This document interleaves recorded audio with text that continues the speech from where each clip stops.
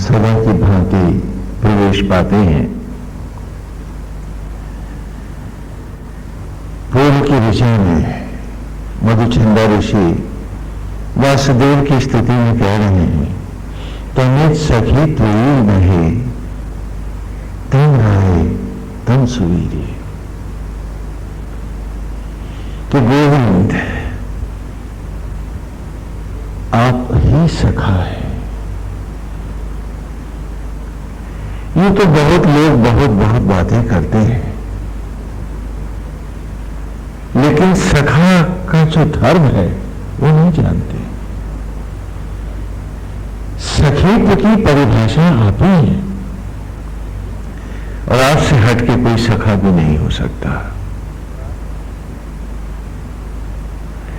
कि आत्मा होकर आप ही तो सचराचर के सखा है। कि जीव कुछ भी करता है, झूठ बोलता है, गलत आचरण करता है, तो भी आप आत्मा होकर उसे सांस धड़कन देते हैं और उसकी झूठों को रख में बदलते हैं। आप सिर्फ सखा के धर्म को निभाते हैं,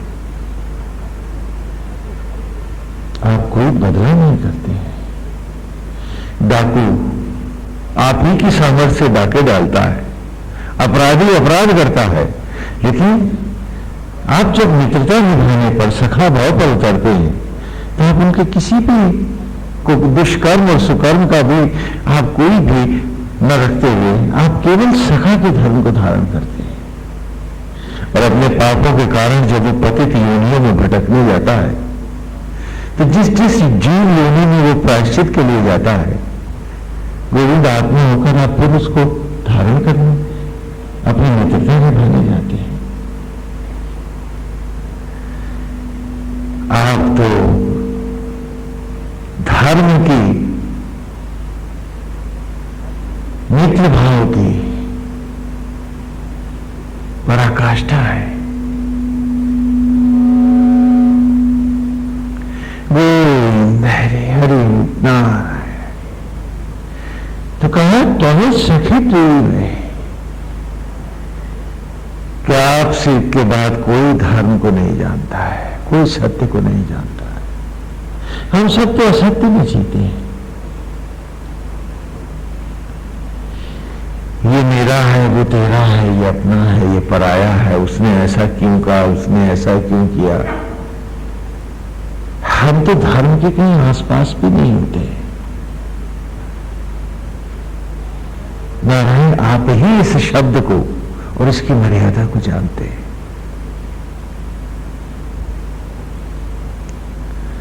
आप ही हैं जो भस्मियों को अन्न में और अन्न को दुर्लभ देव में उठाते हैं।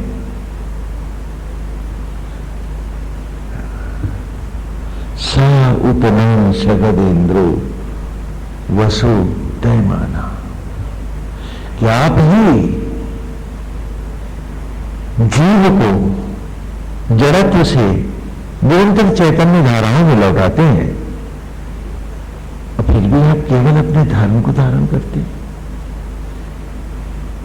उनको पाप और पुण्य के सुफल और दुष्फल किसी को आप ना तो फल देते हैं और न ही आप उसका भान लेते हैं। आप केवल अपने धर्म को निभाते हैं, और जो आप ही की भांति न हुआ उसने आपको क्या पाया। एक बालक है आपका, वो लॉ कॉलेज में पढ़ता है, अब अचानक वो सोचे कि वो मेडिकल डॉक्टर बन जाए, क्या ऐसा हो सकता है? एक लड़का है आपका जो मेडिकल कॉलेज में पढ़ता है, अब वो सोचे कि अब वो इंजीनियरिंग की डिग्री ले आए, कैसे मिल सकती है? लेकिन हम है कि विषयांत जगत में जीते हैं और मोक्ष की डिग्री पाना चाहते हैं। क्या बात है? मधुचंदा की स्तुति में हम सब सूक्ष्मता से अपने आप को पढ़े कि जिस राह जाना होता है उस राह का ही आचरण, विचार, व्यवहार और स्वभाव बनाना होता है, उसी मार्ग का ज्ञान लेना होता है। अगर जज बनना है तो वकालत में जाना पड़ता है, लॉ कॉलेज में एडमिशन लेना होता है। अगर डॉक्टर बनना होता है तो मेडिकल कॉलेज में एंट्री चाहिए। अगर इंजीनियर बनना होता है तो इंजीनियरिंग कॉलेज में दाखिला लेना होता है, और हम हैं कि दाखिला विषांत जगत में, असत्य और अज्ञान में लिए बैठे हैं और डिग्री सत्य जगत की पाना चाहते हैं। कितनी विचित्र बात है। इन ऋचाओं में मधुचंदा गोपाल की स्तुति नहीं कर रहे हैं, हमको भी तो हमारा स्वरूप दिखा रहे हैं।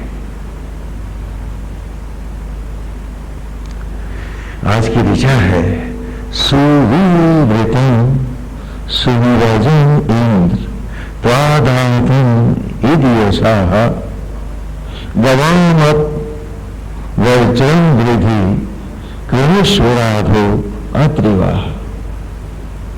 आज की ऋचाओं में भी उसी बात को दोहराया गया है। नारायण के सम्मुख है मधुचंदा,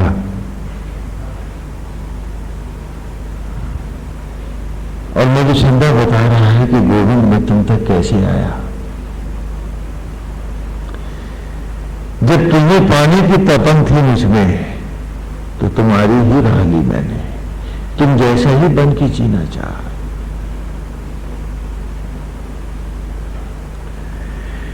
जब सबने कहा कि मृत्यु, जीवन में मृत्यु तो अनिवार्य है, दिन और रात की भांति है, तो मैंने सूक्ष्मता से इस दिन और रात को पढ़ना आरंभ किया बचपन से।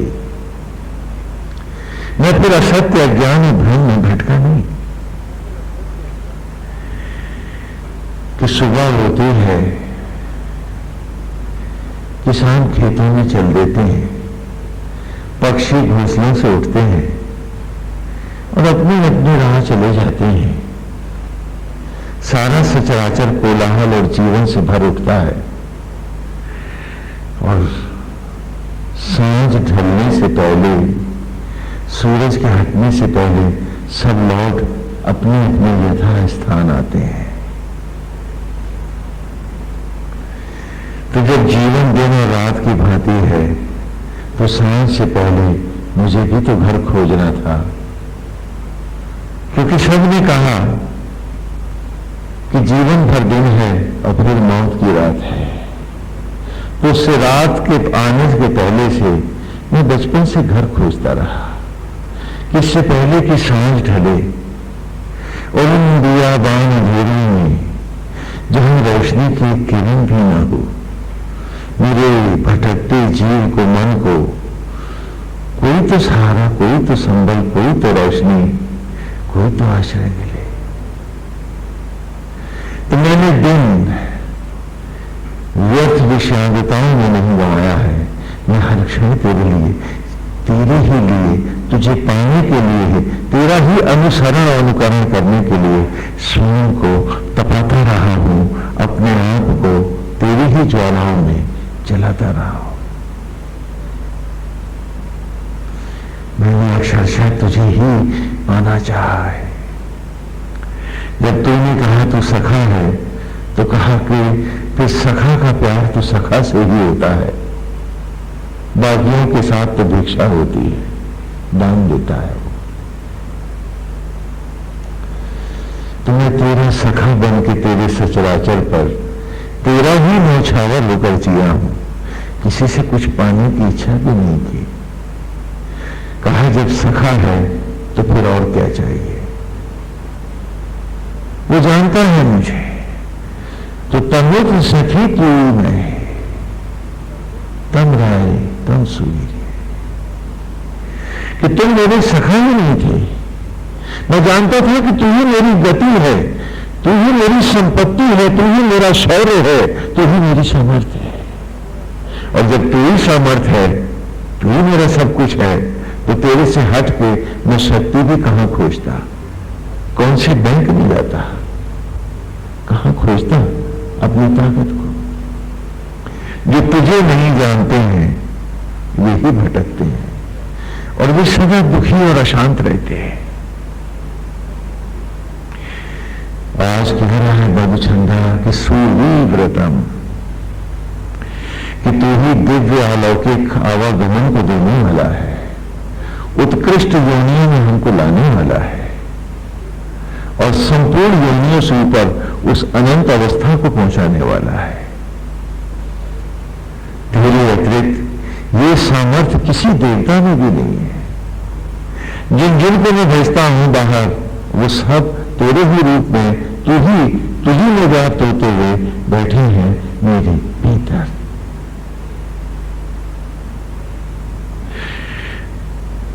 कोई किसी को मोक्ष नहीं दे सकता।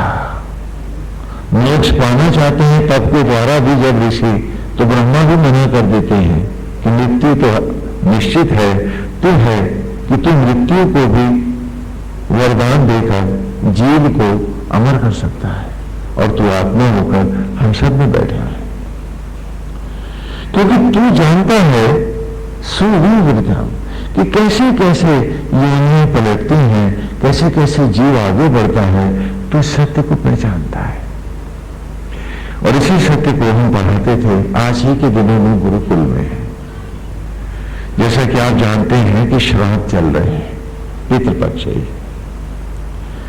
आज पितृ शब्द का अभी से भी हम केवल शब्द रह गए हैं, उनके अर्थ हमने खो दिए। पितृ शब्द का अर्थ होता है जो हमको बनाने वाले हैं, पालने वाले हैं, जो हमें इस रूप में लाने वाले हैं, उन्हें आप क्या कहेंगे? तो वो पितृ कौन है? वो पितृ है संपूर्ण सचराचर, ये वनस्पतियां, पेड़ पौधे, सब कुछ। क्योंकि आपको बनाने में कौन कौन सा मटेरियल लगा है मालूम है आपको? पांचों तत्व, पर्यावरण, क्षिति, जल, पावक, पवन, समीर, और सबका योगदान है। दूध के अंश हैं इसमें, पेड़ों की वनस्पतियां हैं, धरती माता का प्यार है, गगन का आशीर्वाद है। क्या नहीं लगा इसमें? ये संपूर्ण सचराचर क्या है? यही पितृ है। पितृपक्ष का अर्थ आज का यह है कि इन पितरों को पहचानना। लेकिन गुलामी के अंतरालों में जब आपके ऋषि, तपस्वी, मनीषी मारे जाने लगे, गुरुकुल जलाए जाने लगे, और फिर एक लंबी चौड़ी 1200 साल की अज्ञान के अंधता में आपने रूढ़ियां तो ला दी, रहस्य नहीं जाने। और ये न भूलिए कि उस युग में कोई छापाखाना या कागज या किताबें नहीं होती थी। साहित्य भोज पत्रों, ताम्र पत्रों, रजत और स्वर्ण पत्रकों पर होता था, और उन सबको विदेशियों ने गला करके अपने अपने आमोद की, अपने आराम की, ऐशगाह की वस्तुएं बना लिया, गहने बना लिए। उनको लिखावट से क्या लेना था? और भोजपत्र की आयु लंबी नहीं होती, ये सब जानते हैं। और इस प्रकार शब्द तो रहे जो पीढ़ी दर पीढ़ी चलते रहे, लेकिन जो सत्य था वो धीरे धीरे हमारी स्मृतियों में पूर्वजों की दम तोड़ता रहा, और भ्रम ने सत्य का स्थान बना लिया, और यूं शब्द रही रहे, अर्थ खो गए। पितृ कहते हैं उस सचराचर को जिसने सबने मिलकर हमें बनाया है, वो हमारे क्या है? पितृ हैं। तो आज के दिन, इन दिनों में चारों ओर सुंदर जंगल लगाए जाते थे, पेड़ पौधे और वनस्पतियां उपजाई जाती थी, और नाना प्रकार के लीला कथाओं के द्वारा, सत्संग के द्वारा गुरुकुल के चारों ओर उत्सव और मेले लगते थे। बच्चों का तो सत्र में प्रवेश होता ही था, साथ में वे स्वयं भी अपने आप को सुशिक्षित करते थे कि ये वनस्पतियां, ये पेड़ ही हमारे अग्रज हैं, यही हमारे पितृ हैं। यदि ये यज्ञ के द्वारा भस्मी को अन्न में नहीं लौटाते तो हमें मनुष्य की योनि कहां से मिलती? हम कैसे लौटते? आज हम पर्यावरण की बात करते हैं, पेड़ लगा करके एहसान लादते हैं, हम भूल जाते हैं कि यही तो धर्म था हमारा, ये हमारा कर्तव्य है, और ये हमारे कर्तव्य की अनिवार्यता है कि पितृपक्ष में पेड़ों को लगाना, वनस्पतियों की पूजा करना, पर्यावरण को सुंदर से सुंदर बनाने के संकल्प को धारण करना ही पितृपक्ष बनाना। और उस युगों के लगाए हुए जंगल जिन्हें आज तक काट रहे हैं आप लोग, जंगल कट रहे हैं। क्यों? क्योंकि अब पितृपक्ष जो मनाए जाते हैं तो उसमें खाली खीर बना करके दादा बाबा, हाँ, दादी नानी के नाम पर आप खिला देते हैं और समझते हैं आपने पितृतर्पण कर लिया और पितृपक्ष हो गया आपका। नहीं, आपने अपने साथ धोखा कर लिया, आपने अपने जीवन के उद्देश्य के साथ विश्वासघात कर लिया। उस युग में ऐसा नहीं करते थे। निरंतर नए नए पेड़ पौधे वनस्पतियां लगाई जाती थी और हर पेड़ और पौधे की पूजा पितृ के रूप में की जाती थी। आज लक्षार्थ रूप में कुछ वृक्षों की आप पूजा कर लेते हैं, जैसे तुलसी है, केला है, बरगद है, नीम है, हाँ, पीपल है, लेकिन नहीं, हर पेड़ की पूजा होती थी कि ये हरित ये वनस्पतियां नहीं होंगी तो कल हमारे आंगन में कोई शिशु भी तो नहीं होगा और इनके बिना हम भी तो नहीं होंगे। तो इस प्रकार पितृपक्ष मनाए जाते थे। तो जहां जहां शिव पुराण की कथाओं के द्वारा, हाँ, भागवत की लीलाओं के द्वारा सभी प्रकार से इनको पढ़ाया जाता था कि महाशिव और शक्ति आदि देव जो परमेश्वर है, जो आत्मा होकर हम सब में बैठा है, वही शिव है और ब्रह्म ज्वाला ही शक्ति है। और शिव और शक्ति ने इस सृष्टि को वरद करने के लिए अपने ही बीजों को खो दिया। क्यों? क्योंकि उसे असुरत्व को मिटाना था, ताड़कासुर का वध होना था। तो नदियों में बहे ये बीज अब कथाओं में भी पढ़ा और अब तो सीरियल वगैरह में भी दिखा रहे हैं, रहस्य तो बेचारे नहीं बतला पाते आपको, कि जब ऋषि पत्नियों ने, अर्थात साधकों ने, ऋषि माने साधक होता है, हाँ, साधक, तो साधक दंपति ने जब खाया तो वो बीज ही थे जो उनके पेट में फूले, बच्चे में, और इन बीजों को, ये बीज बहते रहे नदियों में, बढ़ते रहे। ये क्या है? ये प्रकृति के जो बीज हैं, जिनसे ये पेड़ पौधे और वनस्पतियां हैं, मैं इन्हीं की बात कर रहा हूं। इनका पिता कौन है? शिव, और मां कौन है? महाशक्ति। और इन्हें पाला था किसने? 6 माताओं ने। तो आप पूछते होंगे कि वो 6 माताएं कौन है? ये 6 ऋतुएं ही तो 6 माताएं, और कौन सी मां है जिसने पाला इनको? और ये क्यों बढ़ाए शिव ने? कि जिससे असुरत्व का विनाश हो, जीवन फिर से लहलहा उठे और अब सब जीवन से वरद हो, और इन्हीं की हरी भरी छाया में आपके मन भी पवित्र हो, गंदे विचारों से हटें, शीतल छाया मिले, शीतल भाव हो और प्राणी मात्र के प्रति समर्पित होकर जीने का भाव हो। लेकिन हमने इन्हें छोड़कर ईंट पत्थरों को ही घर बना लिया और ईंट और पत्थर जैसी हमारी मनोवृत्तियां हो गई। पेड़ों की कोमलता, झूमती हुई टहनियों का सुहानापन हमारे विचारों से जाता रहा, और आज हम सिर्फ कड़वाहट के साथ जीते हैं और सोचते हैं कि भगवान पाएंगे। क्या बात है?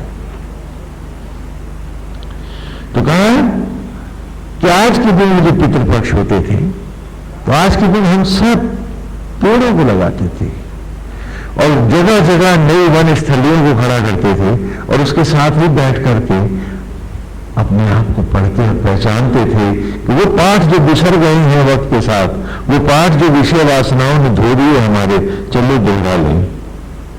क्योंकि पृथ्वी जब सूर्य की नई परिक्रमा को प्राप्त होगी तो उसके ऊपर हम भी तो बैठे हैं, हम भी तो देव की परिक्रमा कर रहे हैं, चलो सुधी में देव तो बसा लें।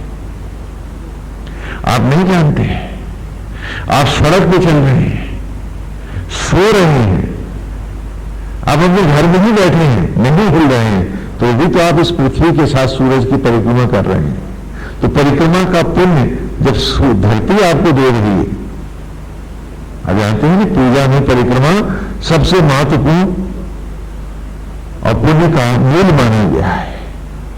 तो आज भी तो आप इस पृथ्वी पर बैठे हुए सूर्य देव की परिक्रमा कर रहे हैं और सभी ग्रहों की परिक्रमा हो रही है और सूर्य भी देव की परिक्रमा कर रहा है, तो आपको परिक्रमा का अंश लाभ तो मिल रहा है। तो चलो सुधी में जब देवता हम पे इतनी दया कर रहा है, तो आओ आज इस पितृपक्ष में हम भी अपने पे दया करें, अपने सत्य को, अपने धर्म को, अपने आचरण और विचार को, व्यवहार को तो हम एक बार अच्छे से जान लें। ये पितृपक्ष है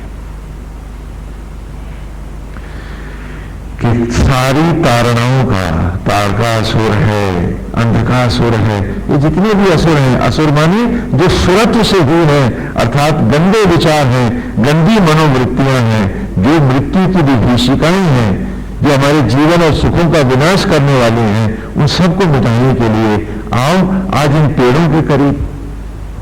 और जैसा कि आप जानते हैं कि केवल माता पिता को कभी भी पितृ नहीं माना हमने, क्योंकि सत्य क्या है कि बर्तन कभी भी लड्डू के माता पिता नहीं होते। यह हलवाई होता है जिसने बनाया है, मुहर उसकी होती है, अथवा लड्डू जिस वस्तु का होता है मुहर उसकी होती है कि बूंदी का लड्डू है कि मावे का लड्डू है, पतीली और कढ़ाई का लड्डू तो नहीं बोलते हैं। लेकिन जब जब हम असत्य और अज्ञान में चले जाते हैं, हम अपने आप को सबसे अलग आइसोलेट करने लगते हैं। हम भूल जाते हैं कि आज भी सचराचर का अंग है हम, लेकिन हम अपने आप को अलग करने लगते हैं, तो हमारे अलग घर बसने लगते हैं और फिर वो घर आगे अलग अलग बंटने लगते हैं। गौणी मानसिकता हमें तोड़ती है, परिपक्व मानसिकता हमें जोड़ती है, मजबूत करती है। तो अपने अपने मन को, विचारों को, बुद्धि को परिपक्व करने के लिए समाज की अथवा दूसरों के मन की हम पीड़ा न बने, हम सब जीवन अमृत में रहे, इसी के लिए ये सारे के सारे पक्ष मनाए जाते थे। आप लोग जो भी पितृपक्ष मना रहे हैं, हम सबका धर्म है कि हम बहुत समीप हों, वेद की गंगा के पास आए कि किस प्रकार इस नेचर से हम लौटते हैं, कैसे कैसे वो लाता है।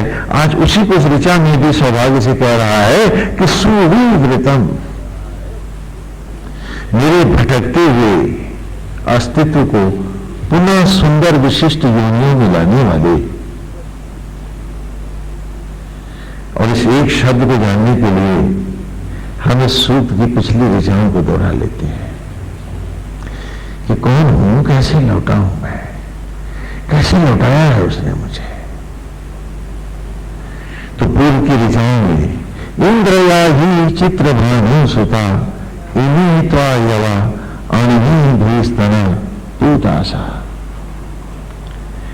इंद्रया ही, उस समय जब मैं 10वीं के अंबार में चित्र की राख में बदल गया था, मेरे मित्र स्वजन कोई भी मेरे साथ न थे, मेरा सारा अस्तित्व शेष हो चुका था। स्वप्न भी यदि अपनों को दिख जाता तो सारे के सारे डर जाते थे कि कहीं मैं प्रेत बन के पीछे तो नहीं पड़ गया। उस समय जब मेरे भी मेरे न थे, जिनके लिए मैंने सारे जीवन को दुष्कर्म बना दिया था, सत्य से हट के जीना ही अपना धर्म बनाया था और कुतर्कों से अपने आप को सहलाता भी रहा कि तू ठीक कर रहा है, तू सही है। तू आज वे भी तो मुझे देखना नहीं चाहते थे और मेरी इस दयनीय स्थिति पर, मेरी इस दयनीय अवस्था पर धरती रोई थी। धरती माता फपक कर रो उठी थी। मां का दिल था पसीज गया था और किसी माता को मैं याद न था, कोई परिवार मुझे जानता, मुझे देखना भी नहीं चाहता था।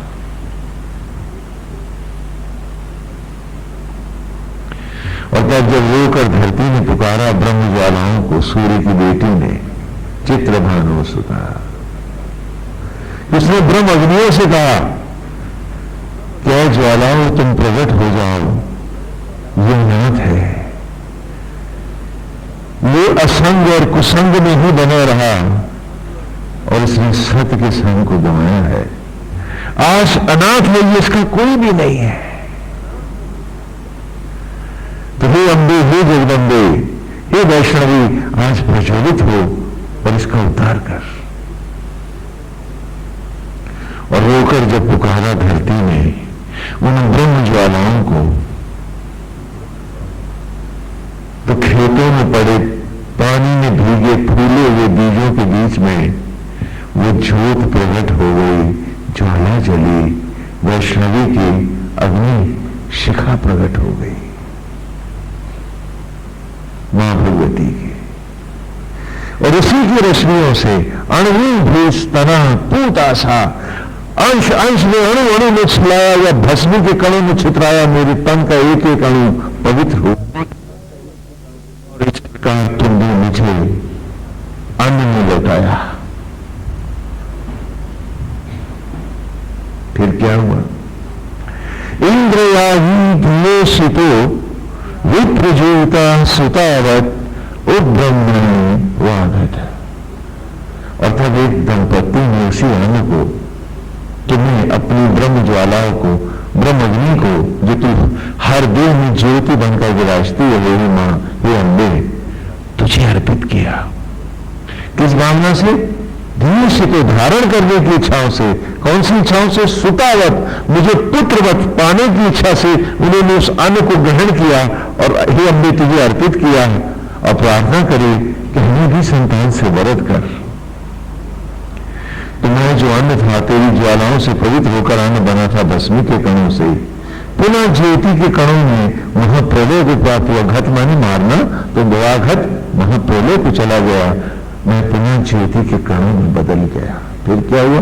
इंद्रयाही तू जान उब्रह्माणी हरिवा सुतो विश्वा निश्चना। और तब उन्हीं ब्रह्म ज्वालाओं में, जब ब्रह्म अग्नि ने मुझे दोबारा सृजन किया, मथा, तो ज्योति के कणों से जब मेरे को मथना शुरू किया, तो हम जो अन्न थे, शिशु बनकर के क्षीर सागर से बाहर चलती है। भस्मी के अंबार से ये शरीर इन वनस्पतियों को प्राप्त हुआ और वनस्पतियों से मैंने फिर एक बार शिशु का रूप पाया। फिर क्या हुआ? ओमा सश्चर्षणी भृतो विश्वो देवासागत दह श्वासो दा शुशासुतम। और तब जीवन को गतिमान करने के लिए, सांसों के व्यापार को चलायमान करने के लिए, निरंतर यज्ञ के लिए स्वयं सखा आत्मा प्रकट हुआ और उसने मुझे देह को धारण कर तुझी में यज्ञ करके मुझे सबसे पहले सांसें प्रदान की। मैं पहली बार सांस ले पाया। माता के गर्भ में बालक सांस नहीं लेता है। शिशु जब जन्मता है उसके बाद ही पहली सांस होती है उसकी, और वो सांस नहीं होगी तो मृतदेह होगी। तो वो मां भृतो, जीवन को गतिमान करने के लिए, मेरे जीवन में निरंतरता लाने के लिए देवासो आगत अमर देवता आत्मा प्रकट हुआ मुझमें। तो वही आवाहन करके ब्रह्माग्नि वे पधारे और उन्होंने ही जो न मां के दूध में, जल में जो ले रहा था उसी को यज्ञ करके सबसे पहले मुझे सांसें प्रदान करें।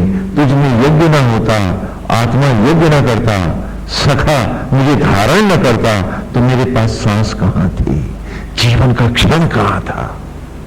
फिर क्या हुआ? विश्व देवासो अपुरा सुतमांगत पूर्णया उसरा एव श्वसनानी।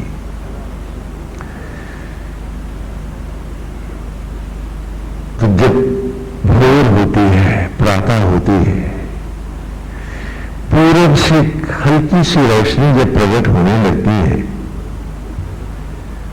तो जैसे घोंसलों में पक्षी और उनके बच्चे कलरव करते हैं, उसी प्रकार यज्ञ के द्वारा आत्मा ब्रह्म ज्वाला जब तेजो को उसने प्रचंड और प्रज्वलित किया मेरे देह में, तो मेरे शरीर के भी पूरा ब्रह्मांड अलौकिक उठे और मेरे अंतर में जो कलरव पक्षियों का चहचहाने जैसा एक नाद उत्पन्न हुआ और हे मां मैं रोया पहली बार।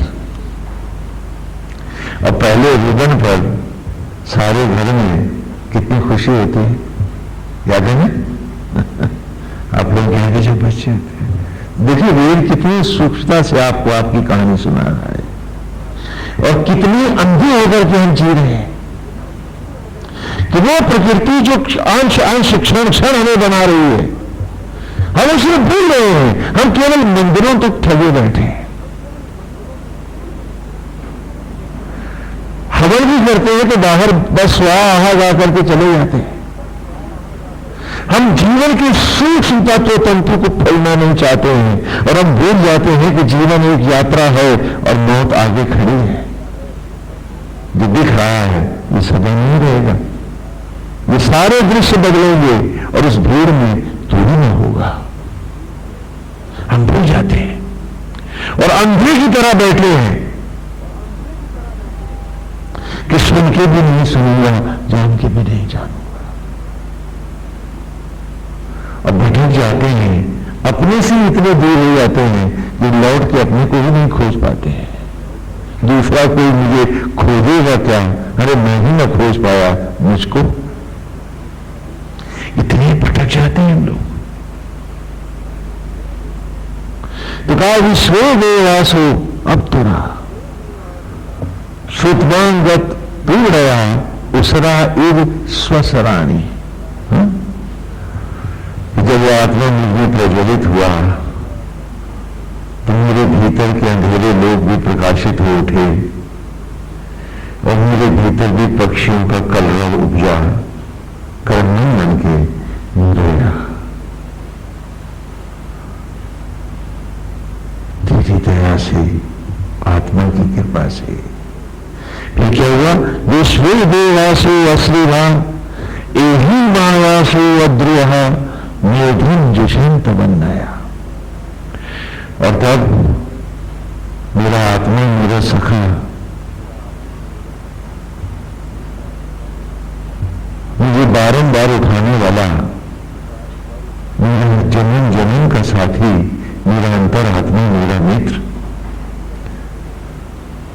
जो सचराचर का देवता है, देव है, ईश्वर है, विश्व देवासो, विश्व देवासा, जो संपूर्ण विश्व का, सचराचर का जो ये परमेश्वर है, वही मेरा सखा है, मेरा आत्मा होकर मेरे भीतर, वैसे ही जैसे वो सब में है वैसे ही मुझ में भी है। तो विश्व देवासो अश्रीधा।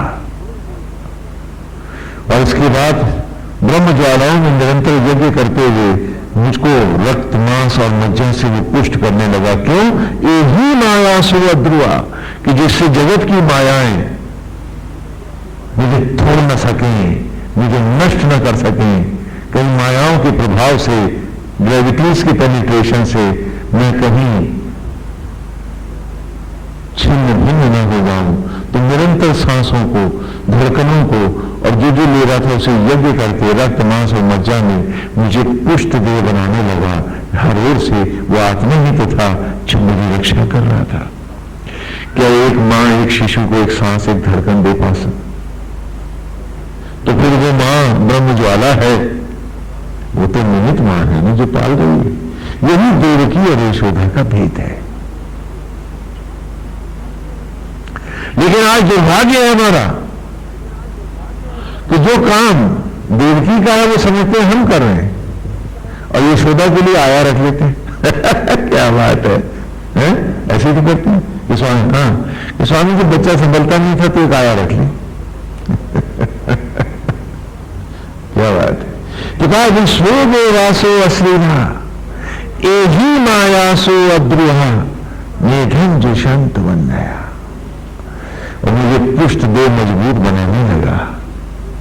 वो मट्टी का ढेला जो पानी में घुल जाता था, आज एक ऐसे शरीर को धारण कर रहा है कि पानी में प्रफुल्लित होता है, आनंदित होता है। तो विश्व देवासो अश्रीना एही मायासो अद्रुआ। और फिर क्या किया? मेधन जुषंत बनाया। हे मां, हे अग्नि, तुझने ही यज्ञ करके उसने मुझे मेध बुद्धि प्रदान करी। काहे के लिए? जुषंत, जीवन के सूक्ष्म तत्व को जानने के लिए, आवागमन से मुक्त हो अमृत को पाने के लिए जुषंत, न कि विषयंत। आज विषयंत होकर के रहते हैं, जुषंत नहीं रहा मैं। और उस झूठ को, पाप को, प्रपंच को ही मैं अपना बड़ा पुण्य पवित्र धर्म बनाए बैठा हूं। उसके लिए भगवान को, राम को भी मैं गंवाए बैठा हूं। कैसी विचित्र अवस्था। और याद है मुझे कि मौत आ रही है, पास में है। हाँ, गाता भी है, रहना नहीं देश बिराना है। हाँ, अब फिर भी यही तो जमना है, न कहीं आना है न जाना है। क्या बात है। हाँ? क्या स्थिति है हमारी कि सांझ से पहले घर पहुंचने की हम सबको जल्दी होती है और सांझ अंधेरी जा रही है और हम हैं कि घर खोले कि नहीं, जानते भी नहीं। क्या अवस्था होगी हमारी। अरे क्या होगा हमारा, कहीं सोचते नहीं है हम। और सिर्फ असत्य को ही सत्य बनाकर जीना चाहते हैं। समाज का भी तो अमृत नहीं बनना चाहते, बस मैं और मेरा एक आश्रय वृत्ति है। और जबकि मुझे मेद दिया था जुषंत, मेधम जुषंत वन्या, वन्या माने अग्नि, मेद माने मेधा, जुषंत के लिए कि रोम रोम अपने आप को पढ़ने के लिए वेद के उस परम तत्व को पाकर अगली यात्रा को और भी अधिक सुखद और अमृतमय बनाने के लिए। और हम हैं कि प्लेटफार्म पे ही भटक गए और भूल गए हैं कि अभी फिर ये गाड़ी आगे बढ़ जाएगी, प्लेटफार्म छूट जाना है, ये योनि नहीं रहने वाली। और हम हैं कि इस योनि को ही सब कुछ बनाए बैठे हैं और सारा पाप बटोर रही हैं, सारा असत्य के त्याग हुए बैठे हैं और उसी को अमृत बनाए बैठे। कहते स्वामी जी इसका नाम समझदारी है। मैं करूं तो समझदारी है और दूसरा करे तो उसके लिए किन शब्दों का आप प्रयोग करते हैं। घटिया है, हाँ, कुछ और भी कमीना उमीना भी कह देते हैं, जाने क्या क्या कह देते हैं। दूसरा करे तो, और मैं करूं तो बड़ा सियानापन है, बड़ी समझदारी है ना।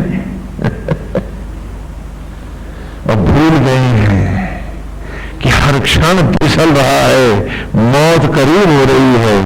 और अभी जिस दिन वो आत्मा मेरा हो गया हताश कि ये सुधरने की अवस्था में नहीं है, और जब सखा ने कह दिया कि इस योनि में इसका उद्धार नहीं है, तो मौत ही तो मेरी खड़ी है। अगर उसे लगेगा कि सुधरने का साथ है तो हो सकता है सखा इस धर्म को थोड़ा और इस योनि में लंबा करे, तो नहीं सुधर रहा है, समय दे दो। और लगे कि वो नहीं सुधर रहा है तो ये भी तो सोच सकता है कि भाई इसे फिर पढ़ाने ले चलो, अब मैं सखा हूं, साथ तो दूंगा तुम्हारा, चलो। फिर से तमाम योनियां हैं, कीट है, मच्छर है, शुगर है, बकरी है, कुत्ता है, बिल्ली है, हाँ, छिपकली है, चूहा है। फिर से पढ़ो, क्योंकि आंखों के होते जब अंधे हो गए तुम तो चलो फिर पढ़ लें, यही तो वो भी कहेगा। और उस वक्त क्या कहोगे कि हमको सियाणापन करके उसको बेवकूफ बना लेंगे, दुनिया को ठग लेंगे, भरमा लेंगे हम, क्या कहोगे उसको। सांस सांस में भटक रहे हम लोग, क्या एक सांस भी राम की है पास हमारी, और जबकि हर सांस राम ही देता हमें। हमें सोचना होगा, हमें अपने आप को पढ़ना होगा, हमें स्वयं को पहचानना होगा कि जो हम कर रहे हैं क्या वो उचित है।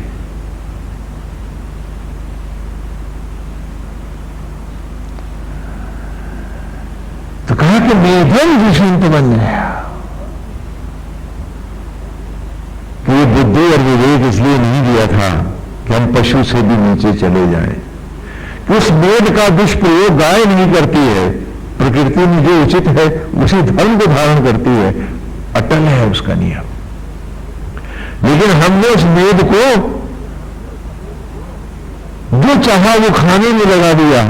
सीधा नहीं खा सकते तो गला पका के खाएंगे, और वो सारे दुष्कर्म करने में लगा दिया। हमने उस मेद का दुष्प्रयोग किया। सत्य की ओर नहीं है, झूठ में, कपट में, मक्कारी में, जहां जहां हम कितने ऊंचे उठ सकते हैं, हम इस स्पर्धा में बैठ गए थे। और वेद कह रहा है मेधम दुष्यंतम, अरे अब न जाना तो, और फिर ये सब करके क्या करोगे, कहां पे रखोगे? क्योंकि रामलीला कमेटी है, वो तो ये चमड़ी भी उठाए लेगा चिता की लकड़ियों पर, के कपड़ा भी नहीं दूंगा, ये तो कमेटी का है, रामलीला कंपनी का है, जो आगे आएगा ना वो पहनेगा। तू तो जा अपने पुण्य और पाप के कपड़े ओढ़ भाग यहां से, तो और क्या जाएगा साथ हमारे। हम पूछें अपने आप से, फिर क्यों कर रहे हैं हम ये गलत काम, और क्यों है हम अशांत? हर सांस हमारी तनाव में है, हाय ये मिल जाए, हाय वो मिल जाए। अरे ये सांस ही ना मिलेगी, फिर सब मिला भी तो किस काम का? और कि सोचना नहीं चाहते।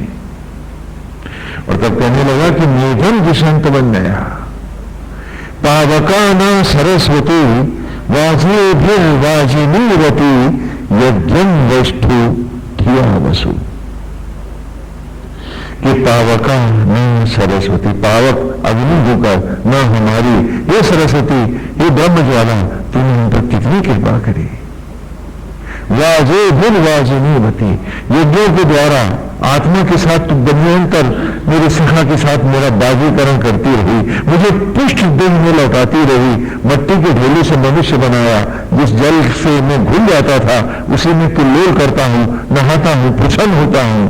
तो आज यज्ञम वस्तु, हे ब्रह्मअग्नि, मेरा मेघ की चाहत है कि यज्ञम वस्तु आज मुझे एक बार फिर सामग्रीवत अपने में ही संभाले और मुझे एक यज्ञ और कर दे, पुनः ये तन सामग्री हो, और हे ब्रह्मअग्नि तुझे में समाये।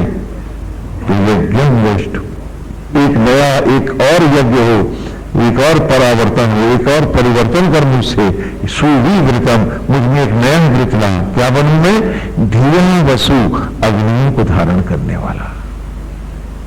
जैसे आज जल में नहाता हूं, कल ज्वालाओं में नृत्य हो मेरा, और मैं परमानंदित हूं, क्योंकि जलना तो मुझे निश्चित है। या तो अपनी ब्रह्म ज्वालाओं में जलूं अथवा चिता की लकड़ियों पर, तो एक तो निश्चित है। तो मैं किसमें जाना चाहूंगा? ब्रह्म ज्वालाओं में जो चीज है सामग्री योग्य होती है, आत्मअग्नियों में वो निरंतर नया उत्थान पाती है, सुविवृतम, ऊपर को उठती चली जाती है। और चिता की लकड़ियों पर जो भस्मी बनती है वो पुनः आवागमन को चली जाती है। तो निर्णय लेना है मुझे कि मुझे कौन सी यूनिवर्सिटी ज्वाइन करनी है, शैतान की कि राम की। और ये नहीं हो सकता कि शैतान की तो यूनिवर्सिटी में पढ़ूं और राम के यहां से डिग्री ले आऊं, ये कैसे हो सकता है? अरे इंजीनियरिंग वाले को इंजीनियरिंग की डिग्री मिलेगी, उसे मेडिकल की नहीं मिलती। मिलती क्या? तो जब सामने चुनाव दिख रहा है तो फिर हम सब सोए हुए क्यों हैं? हम जागते क्यों नहीं?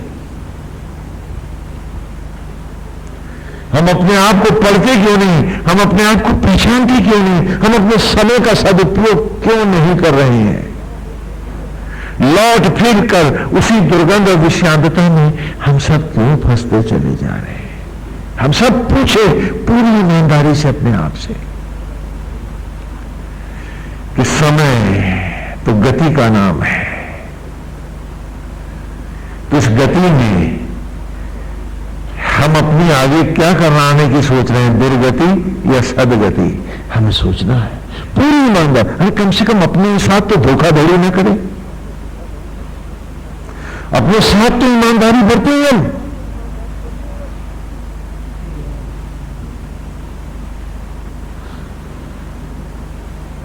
क्योंकि जो वस्तु योग्य होती है ब्रह्म अग्नियों में, उसका उद्धार होता है, और बाहर हवनों जो जलाता हूं उसका क्या होता है? वो राख तो नदी में समाधिश कर दी जाती है, आवागमन को चली जाती है। दोनों यज्ञ तुम्हारे सामने है। एक यज्ञ जो विधाता स्वयं कर रहा है, एक यज्ञ जो बाहर तुम कर रहे हो कुछ आंशिक पुण्य लाभ के लिए, एक जो मोक्ष के लिए है वो तुम्हारे भीतर हो रहा है। बाहर वाले यज्ञ से भीतर के यज्ञ तक आने का मार्ग है। ये नहीं कि बाहर वाले को कम समझ लेना, क्योंकि जिसने बाहर का छोड़ दिया भीतर कैसे आएगा?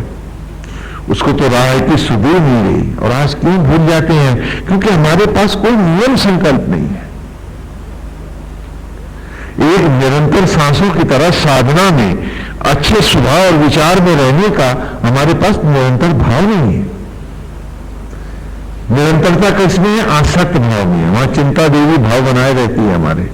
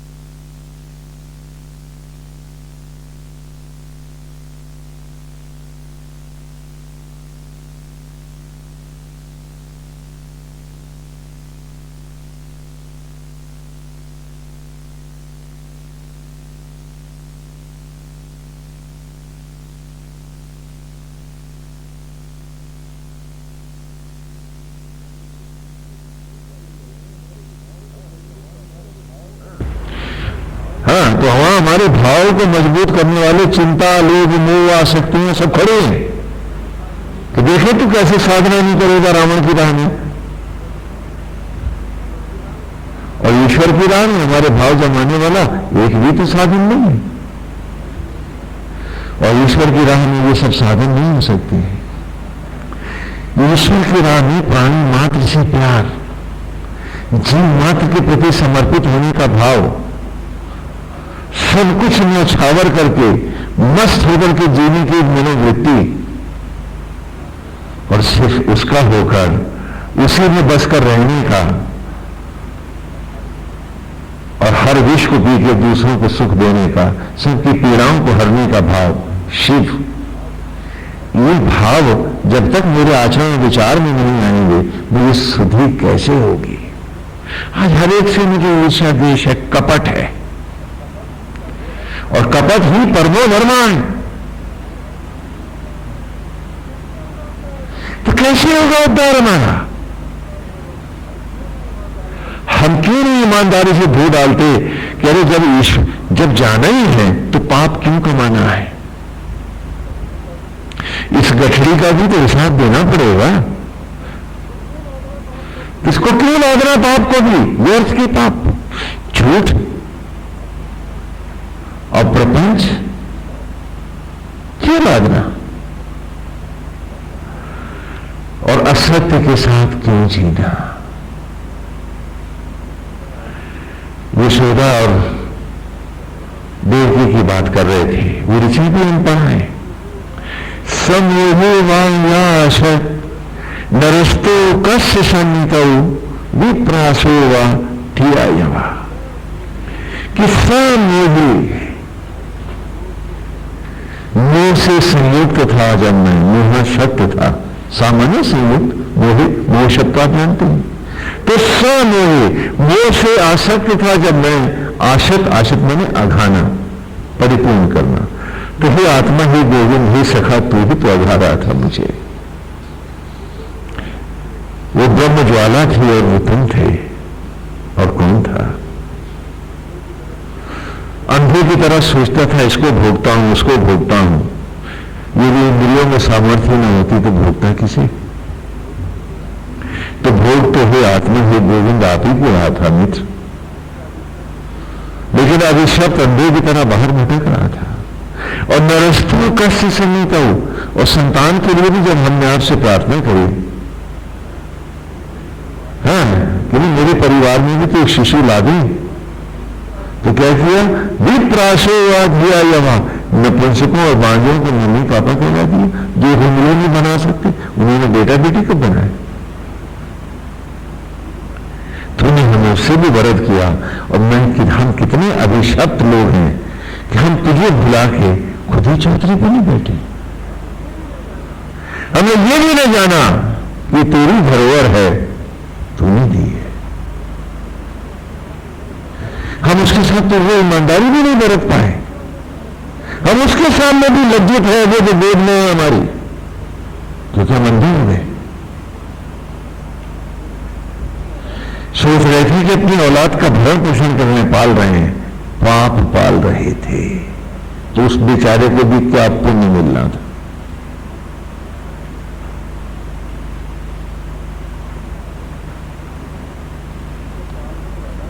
क्योंकि पालने वाला निमित्त हूं मैं, बनाने वाला तो पिता परमेश्वर है, और पालने वाला भी वही है, मैं तो केवल निमित्त हूं। और वही कृष्ण की कथा है कि वसुदेव और देवकी जेल में बंद है। कंस उनके हर बेटे को मार देता है।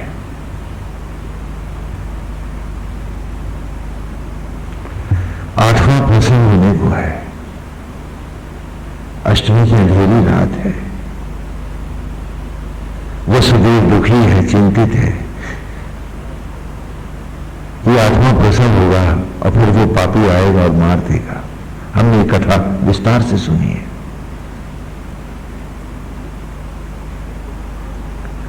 और तभी महाविष्णु वहां प्रकट होकर कहते हैं कि वसुदेव, जब मैं प्रकट हो जाऊं तो मुझे टोकरी में रख लेना, और इस टोकरी को सर पे रख लेना, मुझे नंद बाबा के यहां छोड़ देना, और वहां जो योग माया प्रकट हुई है उसे ले आना।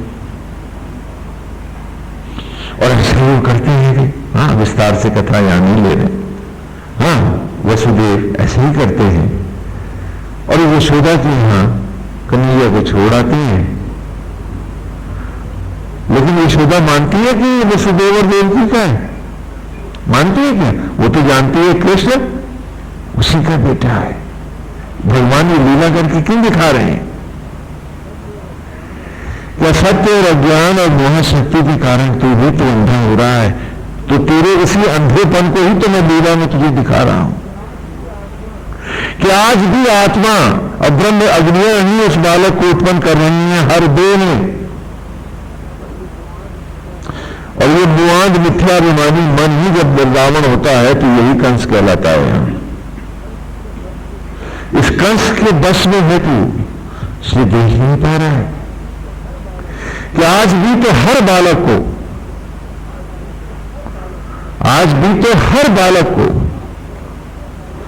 आत्मा वसुदेव और ब्रह्म ज्वाला देवकी ब्रह्म अग्नि ही तो उत्पन्न करती है। और जब वो बालक उत्पन्न हो जाता है तो आप सब नंद और यशोदा बनके ही तो उसे पालते हैं। और यहां यशोदा जी लीला करके दिखा रही है कि जो अज्ञानी है वो मेरा मेरा करके पालते हैं, और जो ज्ञानी जन है वो उसका करके पालते हैं। सो श्री राधा है। हाँ, राधा भी कृष्ण को प्यार करती है, लेकिन उसका प्यार समर्पण है। तो हमारे परमेश्वर के प्रति प्यार का नाम ही समर्पण है। और इस प्यार को ही राधा कहा गया है जो आज की ऋचा में है ना? ये सुव्रतम, हाँ, ऋचा में आते हैं कि सुंदर दिव्य अलौकिक वृत्तियों को देने वाले, जन्म में लाने वाले, सुवी अजम दिव्य अजर अमर योनियों में निहित करने वाले, स्थापित करने वाले, त्वादातम कि तू अकेला ही दाता है, इद यशाह, और सब सचराचर को अपने यश से सर्वपूर्ण करने वाला है। हाँ, एक एक शब्द ले लें विषय का कि सुव्रतम, सु माने दिव्य, वि माने विशिष्ट, वेतन माने योनियों को धारण कराने वाला, सुदिव्य निहित करने वाला, अजम आमानी रहित, अजामानी जन्म और मृत्यु से रहित करने वाला अर्थात अमर करने वाला है। त्वदातम, और तू ही दाता है। इन यशाह, ऐसा ही तेरा यश कीर्ति चारों ओर है, हर ओर है, और तू ही है हम सबको यश देने वाला। अज्ञानी जन किसी भी यश के लिए अपने असत्य ज्ञान को, अपने मूर्खताओं को श्रेय देता है। ज्ञानी जन नारायण को आप ही को श्रेय देते हैं, क्योंकि तू ही हर यश को देने वाला है। यह सामर्थ्य तेरे अतिरिक्त और किसी में नहीं है। लेकिन अज्ञानी समझता है मैं करता हूं, मेरी चतुराई ने किया है, मेरी चंटाई ने किया है। ज्ञानी जन जानते हैं इत यशाह कि तू मेरे के अलावा और कोई किसी को यश देने में सामर्थ्य ही नहीं है, दे ही नहीं सकता है। गोपाम, गोपाम, गो माने गौ, गो माने ग्रह नक्षत्र, गो माने इंद्रिय,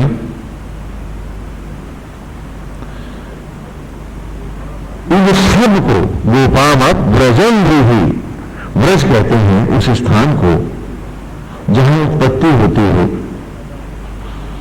गौशाला हो तो गौओं की उत्पत्ति हो, जहां ग्रह और नक्षत्र बनते हैं उन्हें भी हम ब्रज कहेंगे। ब्रज शब्द उन्हीं के लिए आया है। तो संपूर्ण सृष्टि की वृद्धि करने वाले, ज्योतियों को भी उत्पन्न करने वाले, रात रात माने तड़ित बिजली, कौंधती हुई बिजलियां, और ईश्वर के प्रति जो हमारा समर्पित प्रेम है उसे भी संस्कृत में क्या कहते हैं? राधा। हाँ, और यहां नारायण की प्रेमिका के रूप में लीला और कथाओं में आती है श्री राधे। तो राज माने किसी भी जीव का आत्मा के प्रति, ईश्वर के प्रति समर्पित होकर किया गया प्यार, उस प्यार का नाम भी क्या है? हाँ देखो ना, वेद में आके शब्द स्पष्ट हो गया। और अद्रिवाह, अद्रि कहते हैं, अद्रि माने पर्वत,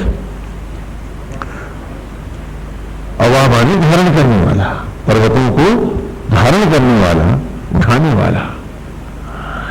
क्षीर सागर मंथन के समय जब मंदराचल पर्वत को क्षीर सागर में डाला गया तो वो नीचे डूबता चला गया। अथान है क्षीर सागर। तो तब भगवान ने कछुए का रूप धारण किया और उसे अपनी पीठ पर उठा लिया, और तब वो मंथन करने लगे तो नारायण के इस लीला अवतार का नाम क्या पड़ा? अद्रिवाह। ये पर्वत को पीठ पर उठाने वाला, जल के मध्य में बैठकर। तो महाविष्णु का जब स्तुति हुई वहां सारे देवताओं ने और असुरों ने मिलकर करी, तो भी महाविष्णु को उस समय जब पर्वत उठाए हुए थे तो उसका स्तुति में क्या गाया? अद्रिवाह। ये इसी शब्द का प्रयोग हुआ। और भगवान श्री कृष्ण को भी अद्रिवाह कहते हैं। क्यों कहते हैं? क्योंकि उन्होंने गौओं की रक्षा के लिए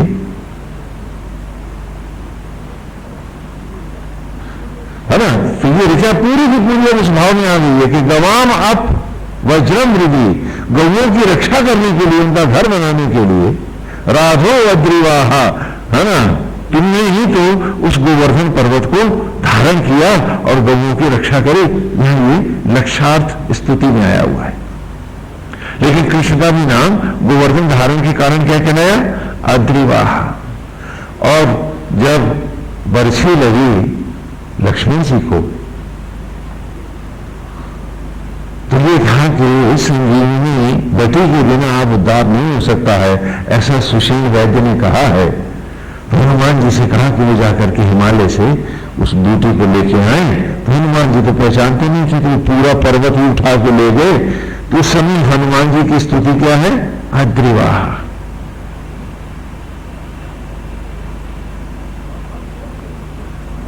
और हम सब के जीवन को, हमारी सब पर्वताकार मनोवृत्तियों को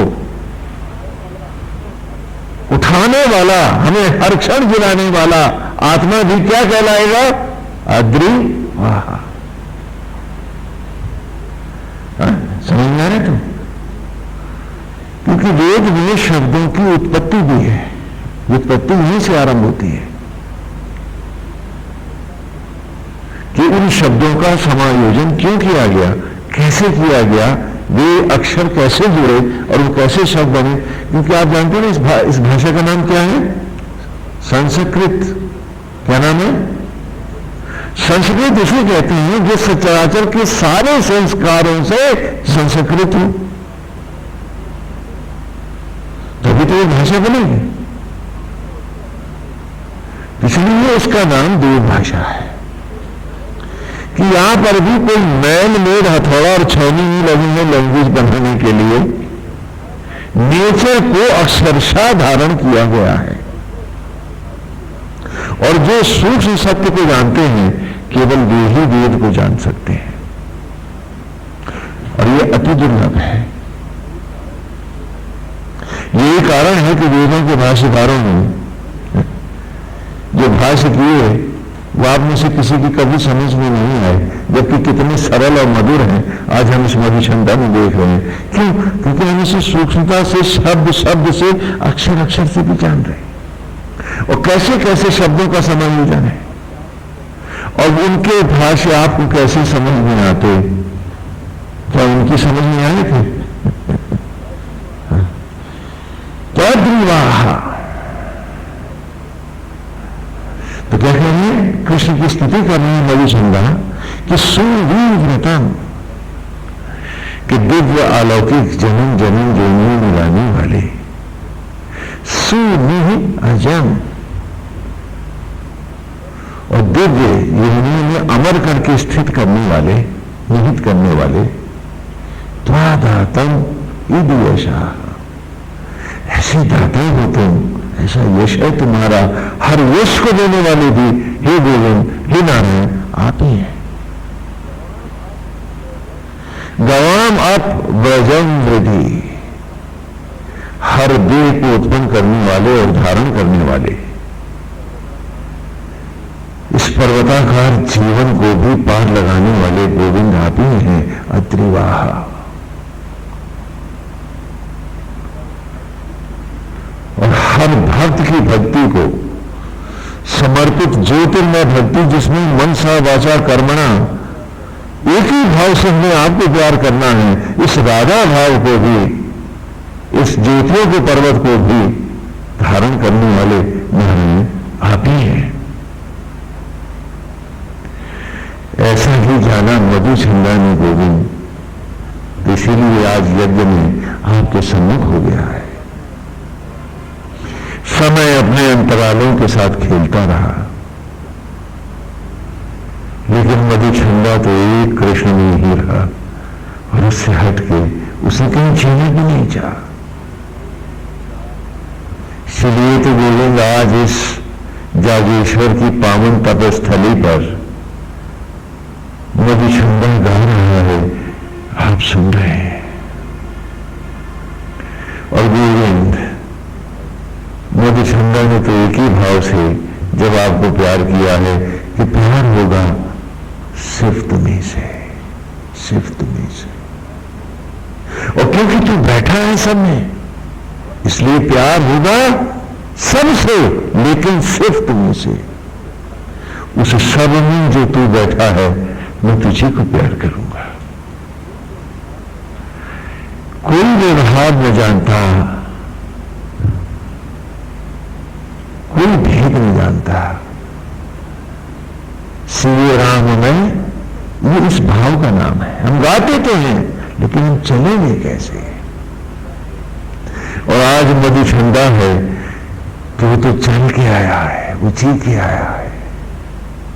उसने सत्य को अपने रोम रोम में दिया है। कुछ आंधियां चलती रही, आसक्त जगत उभारते रहे, नाना राजाओं के रथ ऋषि की कुटिया के सामने शीश नवाते रहे, उसे आमंत्रण देते रहे, और मधुचंदा कहीं भी तो विचलित न हुआ। उसने किसी राजाश्रय को नहीं स्वीकारा।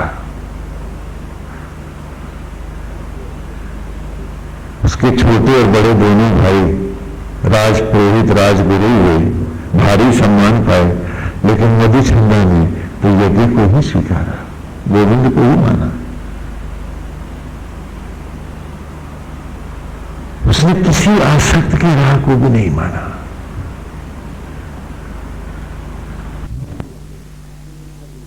गोविंद हरे हरे नारायण हरे, गोविंद हरे गोविंद हरे हरे नारायण हरे।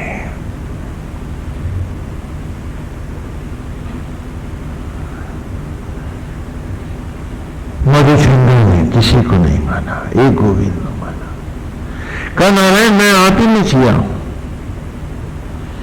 प्रत्येक जीव जंतु की भी जहां जहां रहा सबके समर्पित भाव से आप ही हैं सेवा करता रहा, लेकिन आपसे मेरा ध्यान नहीं हटा। और क्योंकि आप ही मेरा लक्ष्य रहे, आप ही मेरा सर्वस्व रहे, इसलिए तो गोविंद आज आपके सामने हो। और आश्चर्य है कि हम सभी मधुचंदा हैं, क्योंकि मधुचंदा कहते हैं कि जो विष में से भी अमृत खोज लाए। आप हम सब मधुचंदा हो सकते हैं और अपनी विषैली जिंदगी को अमृत में बना सकते हैं। हम सब ऐसा कर सकते हैं।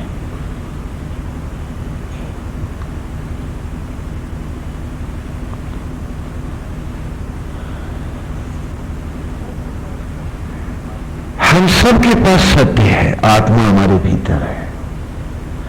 क्या हम अपना भाव बदलना नहीं चाहेंगे? हम खाली राधे राधे गाते हैं, लेकिन भूल जाते हैं कि राधा का अर्थ तो एक ईश्वर में समर्पित होकर जीने वाला भाव है। लीलाओं में हम यहां पात्रों में दिखा रहे हैं आपको, लेकिन सत्य रूप में सारे लीला के पात्र तो हमारी देह में व्याप्त है। जैसे दशरथ और दशानन, जिसने 10 इंद्रियों को रख लिया, लगाम लगाई, और जो 10 इंद्रियों से वो अपने वश में रखता है, इनकी लिप्साओं में भटकता नहीं है, तो 10 इंद्रियों को लगाम लगाने वाला, 10 इंद्रियों को रख लेने वाला मन ही क्या कहलाएगा? दशरथ। और जिसने 10 इंद्रियां 10 में बना दी, और इन्हीं की भूख के लिए जो सारे समाज को नोच करके मैं और मेरों के लिए एक 4 तल्ला कोठी और सोने की लंका बनाना चाहेगा, तो वो 10वीं वाला क्या कहलाएगा? तो यहां एक रावण अथवा एक दशरथ की बात नहीं है। गढ़गढ़वासी आत्मा राम है, और भूमि सुता अर्थात ये देव, ये जीव, ये प्रकृति हुई तो जानकी है। कई शल्या, कई माने असंख्य शल्या, माने शूलों को धारण करने वाली मनोवृत्ति ही तो कौशल्या है कि सबकी पीड़ा पी करके भी सबको सुख देना, धरती जैसा स्वभाव बनाना।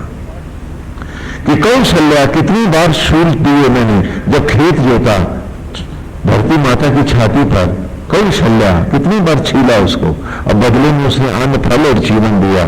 जब मेरी भी मनोवृत्ति कौशल्या हो, तभी तो मुझे राम तत्व की प्राप्ति होगी। सुमित्रा कि प्राणी मात्र के साथ सखा का, मित्र का भाव रखूंगा, आत्मवत जीऊंगा, आत्मवत संबंध रखूंगा। ये सुमित्रा है, ये दूसरी मनोवृत्ति है। और कह के ये जिज्ञासा है, सत्य को पाने की तड़प है मेरी, ये तीसरी मनोवृत्ति है। लेकिन यही जिज्ञासा जो अचानक राम को खोजते खोजते संसार को में खोजने बैठ जाती है, मंथराओं के पास निंदाएं सुनने लगती है, तो अवध का विनाश कर देती है। लेकिन अगर जिज्ञासा नहीं होगी तो तू भक्ति में रत भरत भी तो नहीं होगा। तो अपनी जिज्ञासा को सदा पवित्र रखना, ईश्वर की ओर झुकाए रहना, थोथे दंभ और पाप से दूर रहना। जो बहुत बहुत कुछ संसार का जानना चाहते हैं वो बहुत बहुत कुछ सत्य का खो जाते हैं।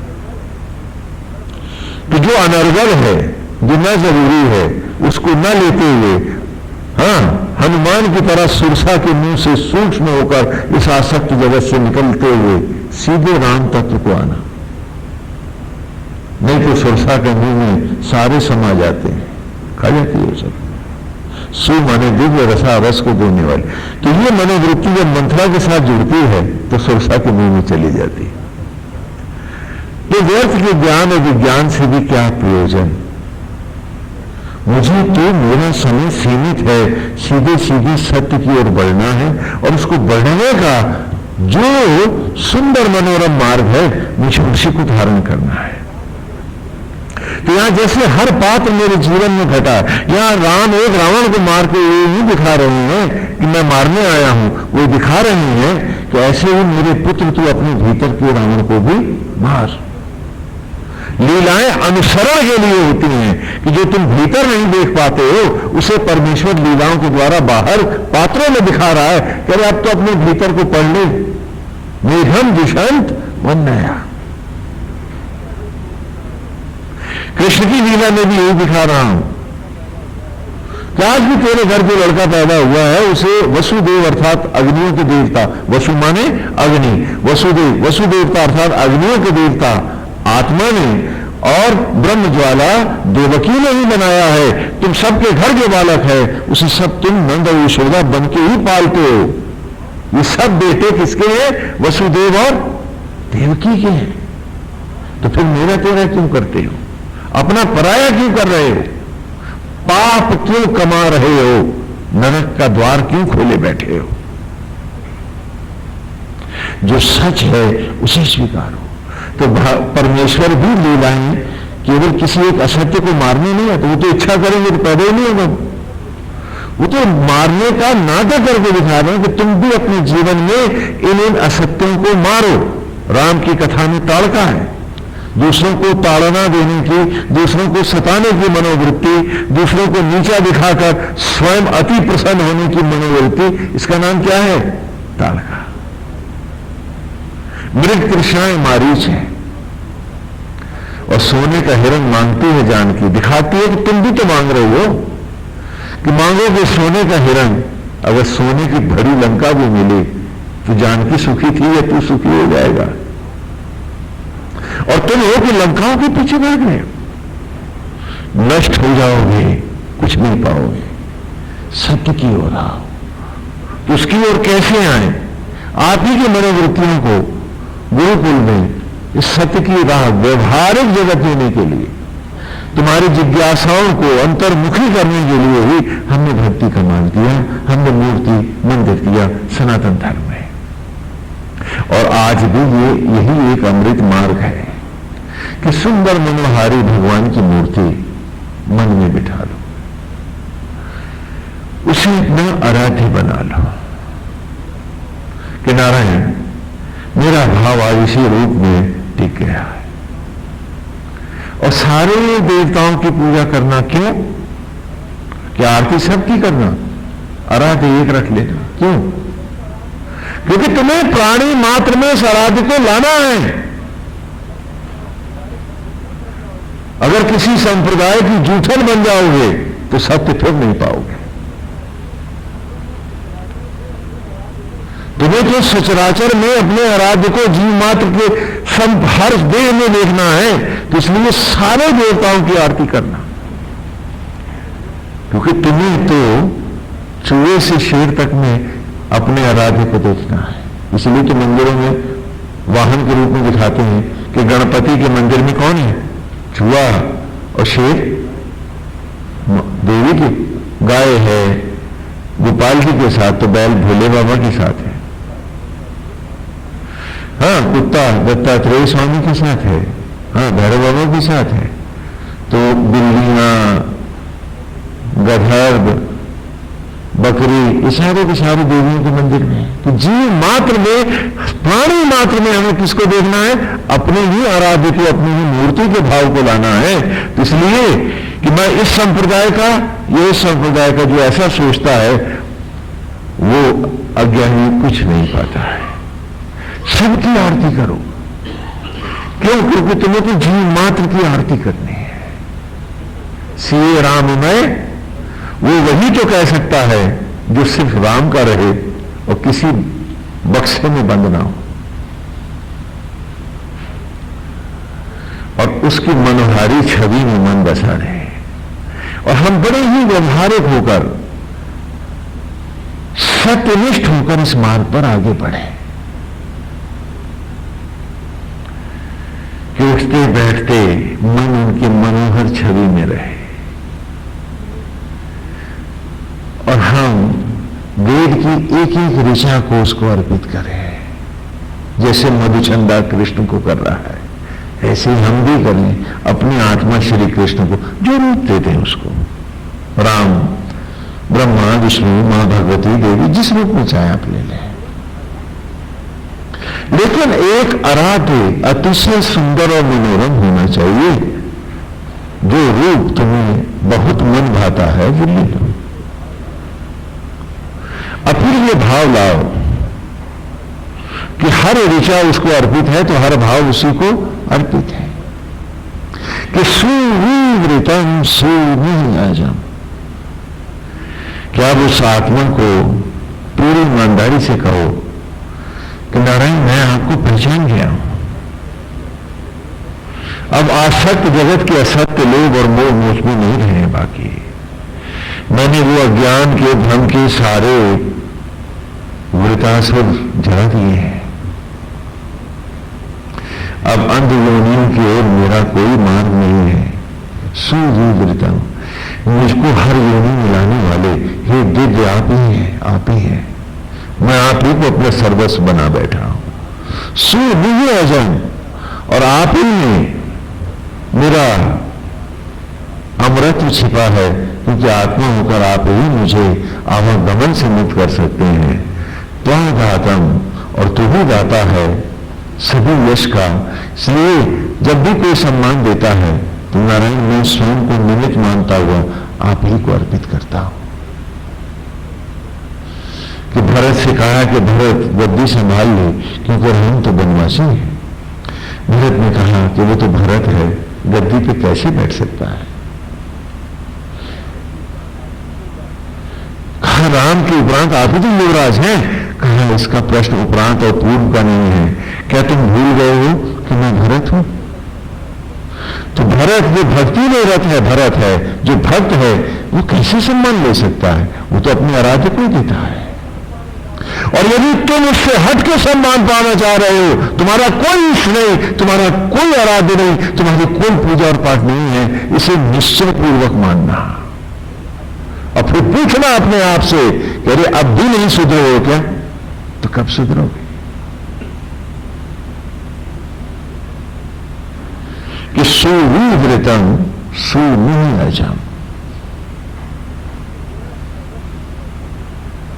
कि मेरा सर्वस्व, मेरा सब कुछ गोविंद आप ही है। जो दिन बीत गए सो बीत गए, और आज हम संकल्प पूर्वक उस राक्षसी को भी मार रहे हैं जिसे हनुमान मारते हैं। देखो ना, हनुमान स्त्री पर हाथ नहीं उठाते हैं, उठाते हैं क्या? और सागर पर उड़े जा रहे हैं हनुमान जी। हाँ, सुरसा को प्रणाम करके सूक्ष्म रूप धारण करके हनुमान जी आगे बढ़ गए हैं। हाँ, वहां से कथा लेते हैं। और हनुमान जी उड़े जा रहे हैं और अचानक हनुमान को लगता है कि वो आगे ही नहीं बढ़ पा रहा। ये रामायण में है। बड़े परेशान है, हाँ, कि मेरी गति क्यों नहीं गई, मैं बंद क्यों गया एक जगह पर। वो कौन है जिसने मुझे बांध लिया है। तो नीचे देखा तो एक राक्षसी ने उनकी परछाई पकड़ी हुई है।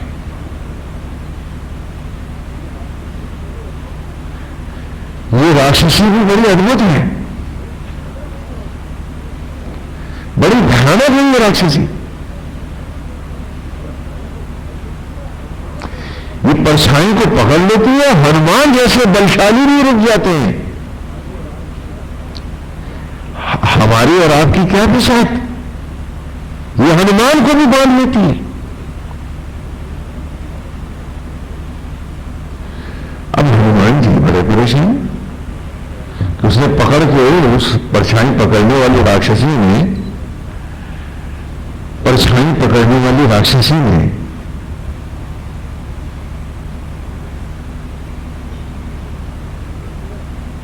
अब परछाई को खाना शुरू कर दिया है। और हनुमान जी अचानक नीचे गिरे और उसके मुंह में चले गए और सारा का सारा हनुमान उसके पेट में चला गया, उस राक्षसी के। आप समझे मेरी बात?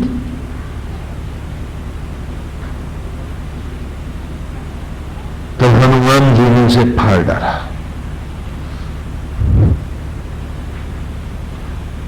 क्या करते बेचारे, उसे फाड़ डाला और तब बाहर निकले और वो राक्षसी मर गई।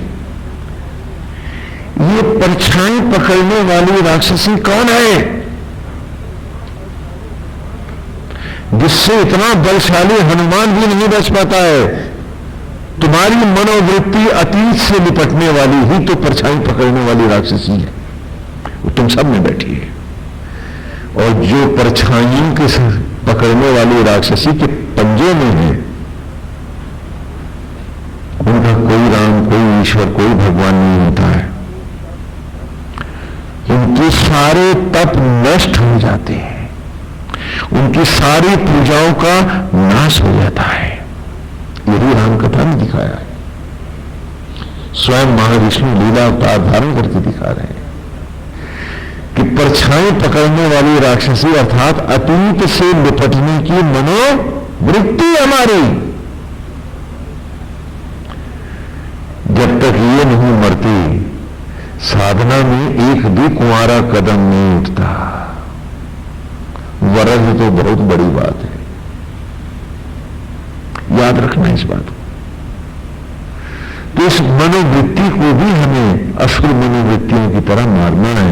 ये भी आसुरी है, राक्षसी है। क्योंकि जो अतीत से लिपटा बैठा है कि उसने तब ये किया था, उसने वो किया था, मैंने ये करना है, उनका कोई ईश्वर नहीं है, उनका कोई भगवान नहीं, उनकी कोई गति है ही नहीं। क्योंकि जब हनुमान जैसे नहीं बचे तो ये क्या बचेंगे, तो गए। उन्हें दया गीता ही मानना चाहिए।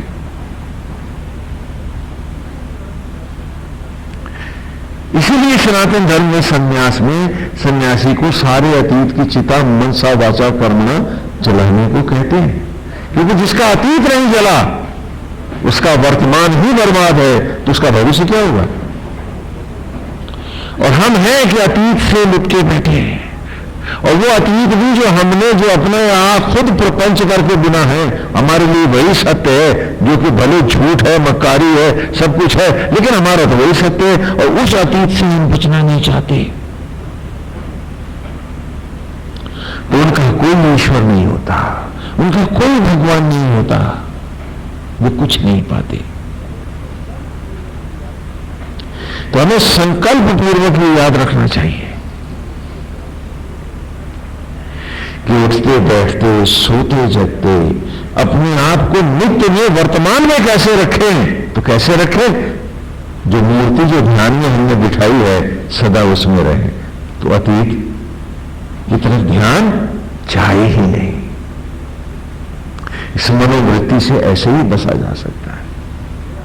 क्योंकि जब तक ये रहेगी, मेरा हर एक के साथ बदले का लोभ का, मतलब का भाव रहेगा तो मैं ग्रीडी मतलबी होकर के ही तो जी रहा हूं। मैंने राम की यूनिवर्सिटी में नहीं, शैतान की यूनिवर्सिटी में एडमिशन ले रखा है, ऐसा मानना चाहिए। और कहा कि शैतान की यूनिवर्सिटी में जो डिग्री मिलेगी वो तो महाशैतान की मिलेगी, मोक्ष की कहां से मिल जाएगी? अरे भाई इंजीनियरिंग कॉलेज में पढ़ोगे तो इंजीनियर ही तो बनोगे, डॉक्टर तो नहीं। हाँ, अभी उदाहरण दिया है ना। इसलिए उससे भी, परछाई पकड़ने वाली राक्षसी से भी बचना है तो मन को सदा श्री हरि के मनोहर रूप में बसाए रहो, उसके सुंदर रूप में मनोहारी छवि जितनी जितनी मेरी कल्पनाओं में जागृत, जीवंत और उभरती चली जाएगी, उतनी उतनी मेरी साधना पग पग आगे बढ़ती जाएगी। क्योंकि इतनी आसुरी मूर्तियों से बचने का एक ही रास्ता है, एक है साधे सब सधे और सब साधे सब। इसलिए नारायण की सुंदर मूर्ति और उसमें अमिट अखंड प्यार, और फिर प्राणी मात्र में प्रभु आप हैं, ये निरंतर भाव।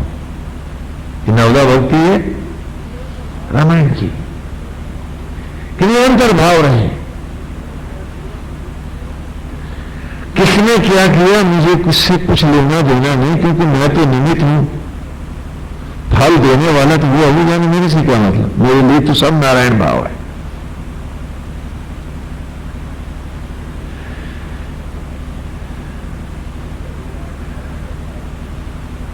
कि कबीरा खड़ा बाजार में सबकी मांगे खैर, न काहू की दोस्ती न काहू से बैर।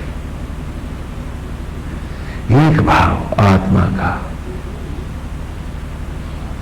वैसे भी आप किसी बड़े आदमी से जब मिलने जाते हैं, ये बात पूछ रहा हूं, तो उसके नौकरों को गले लगाते हैं क्या? लगाते हैं क्या? उसकी बिल्डिंग को चुनते चाटते हैं क्या? बोलिए, जो उस घर का मालिक है उसी से तो मिलते हैं। तो याद रखो, तुम्हारा आराध्य ही हर घर का मालिक है। मालिक से मिलो, दीवारों से क्या लेना। ये भाव रखते हुए प्राणी मात्र की सेवा हम कर सकते हैं बिना किसी दोष के, ईर्षा, जलन अथवा विरोध के। और सदा विनम्र हो कीजिए कि वो चाहेगा जो वही तो होगा। तू अपने कर्तव्य में खोट मत ला, तू अपने सद्विवेक से सबका भला कर, अच्छे काम कर, लेकिन पाप तो तू क्षण भर का भी नहीं कमा, क्योंकि करता तो ये है, तो तू क्यों उठा रहा गठरी पाप की?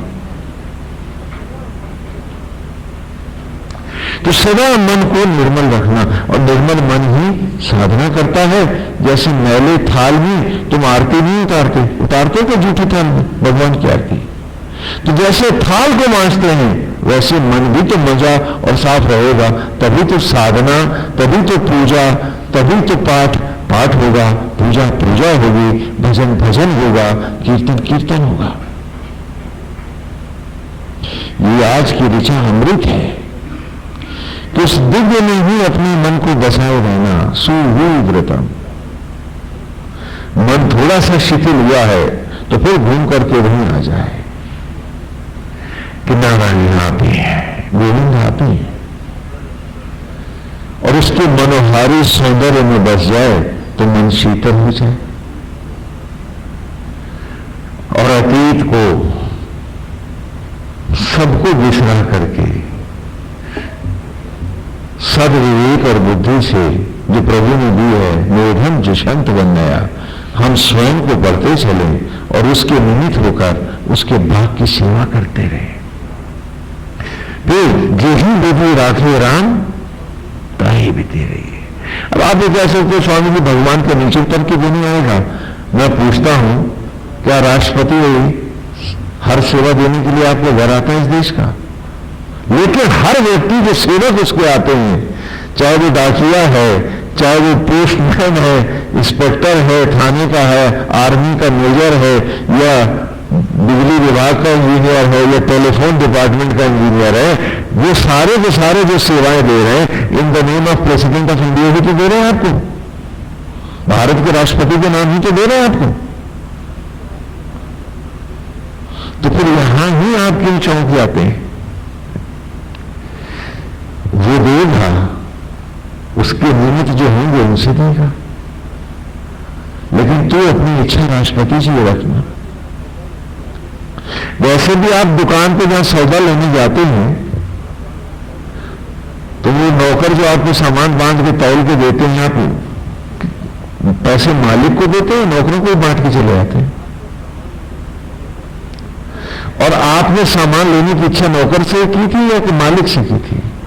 तो यहां भी इच्छा मालिक से रखो। जो व्यवहार में कर रहे हो उसे नारायण की राह में करने में क्यों हिचकिचा रहे हो? और तुम्हारी आस्था इतनी कुंठित क्यों है कि तुम सोचते हो कि तुम्हारा मिथ्याभिमान बंद नहीं करेगा, और वो नहीं।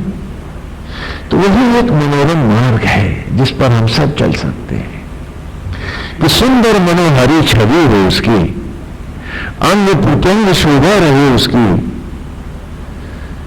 उसका मनोहर रूप सदा खड़ा रहे, मन उसके प्यार में डूबा रहे, उसकी ज्योतियों का संग हो और रोम रोम में वो बसा है मेरे।